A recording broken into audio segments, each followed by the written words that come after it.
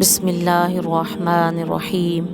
قرآن عظیم سورۃ الاعلیٰ میں اللہ رب العزت نے ارشاد فرمایا، بل تؤثرون الحیاۃ الدنیا والآخرۃ خیر وابقی، بلکہ تم جیتی دنیا کو ترجیح دیتے ہو اور آخرت بہتر اور باقی رہنے والی ہے۔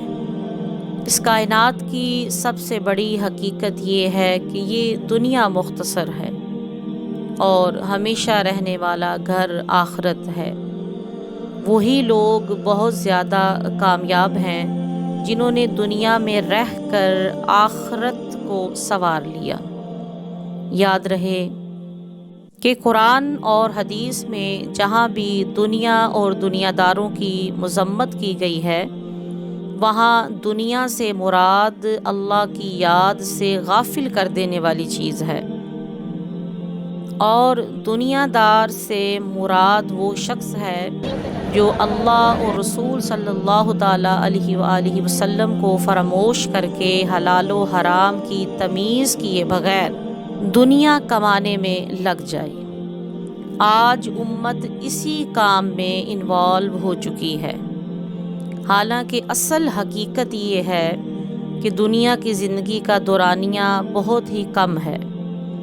اگر آپ دنیا کی زندگی کا دورانیہ لگانا چاہتے ہیں تو اس بات سے ہی آپ اندازہ لگا لیں کہ جب بچہ پیدا ہوتا ہے تو اس کے دائیں کان میں اذان اور بائیں کان میں اقامت کہی جاتی ہے۔ پھر جب نماز جنازہ ہوتی ہے تو اس میں اذان اور اقامت نہیں ہوتی۔ اس میں ہمارے لیے یہ پیغام ہے کہ دنیا میں تمہارا رہنا اس طرح ہے کہ اذان ہوئی، اقامت ہوئی اور بس اب کچھ ہی دیر میں جماعت کھڑی ہو جائے گی۔ لیجئے، آخرت کے مقابلے میں دنیا کی زندگی بس اتنی سی ہے، اور اتنی عظیم لافانی آخرت کے آگے دنیا کی یہ معمولی سی زندگی کے لیے انسان اپنی زندگی کے مقصد، دنیا میں آنے کے مقصد اور آخرت کو پانے کے مقصد سے غافل ہے۔ حقیقت یہ بھی ہے کہ دنیا دار انسان بنیادی طور پر حریص ہوتا ہے۔ لالچ کی وجہ سے وہ اپنی زندگی کو تباہ کرتا ہے۔ آپ یہاں سے ہی مثال کو سمجھ لیں کہ اگر اس کی دکان پہ کوئی چیز ہو اور دوسرا شخص اور دکان کھولے اور وہی چیز اپنے پاس رکھے تو اس کے دل میں فوراً حسد پیدا ہوگا۔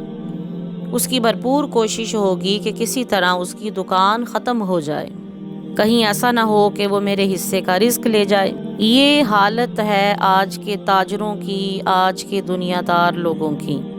حالانکہ اگر ایمان مضبوط ہو تو ایسے جذبات نہیں ہوتے۔ آج تو بس ایسی دنیا غالب ہو چکی ہے کہ ہر کوئی یہ چاہتا ہے کہ اسے ہی رزق ملے، کسی اور کو نہ ملے، حالانکہ اللہ رب العزت کا وعدہ سب کو رزق دینے کا ہے۔ ان بیماریوں کی اصل وجہ دین سے دوری ہے۔ انسان جتنا دین سے دور ہو جاتا ہے، انسان کے اندر مال کمانے کی حرص اتنی زیادہ بڑھ جاتی ہے، خواہشات بھی بڑھ جاتی ہیں، اور پھر ایک وقت ایسا آتا ہے کہ انسان اپنی خواہشات کا ہی غلام بن جاتا ہے۔ بس آج دنیا میں یہی ایک حقیقت ہے کہ کثیر لوگ اپنی خواہشات کے ہی غلام بن چکے ہیں، حالانکہ اللہ نے انسان کو اپنا غلام پیدا کیا ہے۔ انسان یہ نہیں سوچتا کہ میں نے ہمیشہ یہاں نہیں رہنا، سب کچھ چھوڑ کر اچانک چلے جانا ہے۔ دنیا دار لوگوں کی مثال اس سے بھی بڑی آسانی کے ساتھ سمجھی جا سکتی ہے کہ جیسے کسی آدمی کو خواب آئے اور وہ خواب میں دیکھے کہ اسے کوئی شخص پیسے دے رہا ہے، 5,000، 10,000، 50,000، 1,00,000، یا جو وہ مانگ رہا ہے اس کو وہ دے رہا ہے۔ اچانک اس کی آنکھ کھل جائے اور معلوم ہو کہ وہ تو ایک خواب تھا، حقیقت میں کچھ بھی نہیں۔ بس اس دنیا کی حقیقت بھی یہی ہے، ناپائیدار، فانی اور صرف دھوکہ۔